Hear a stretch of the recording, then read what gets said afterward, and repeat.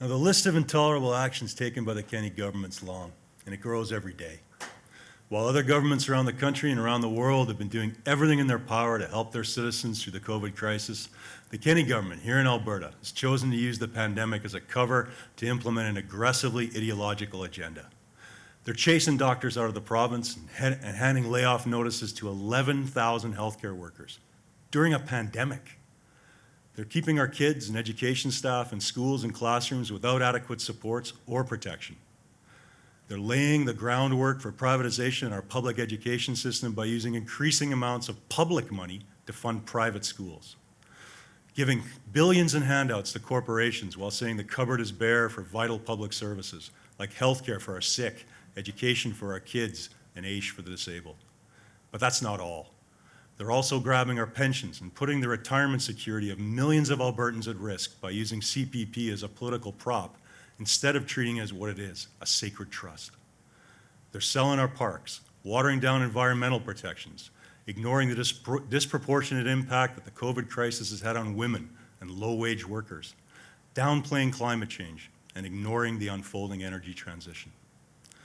And just last week, it was revealed that they're planning to take any discussion of residential schools out of the Alberta curriculum and make other aggressive changes which experts say would make our schools a laughingstock in North America. At the same time, they're being cavalier with COVID-19. We're now setting new records for infections. But instead of acting to better protect students and seniors and workers, the government responds with talking points that sounds like they've been lifted directly from a speech by Donald Trump or a Republican governor in a state where COVID's being allowed to run rampant. Finally, over the summer, the UCP passed Bill 32, a law that's brought American-style anti-worker rules to Canada. Bill 32 eliminates overtime pay as we know it for non-union workers, and it's designed to silence workers and rob unions of the resources they need to stand up for workers and act as an effective counterbalance to the power of corporations and hostile governments.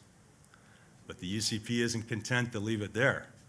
At their recent annual general meeting, they passed a resolution to bring in full-blown American-style right-to-work laws to further crush workers' rights and worker bargaining power. These are the laws that have suppressed the wages and reduced the standard of living of working Americans. And they put the American middle class on life support. Why? Why would we want to import these ideas to Canada? Now, in the end, the UCP call themselves conservatives, but they're not conservative. They're radical extremists trying to impose a radical agenda on an unwilling province.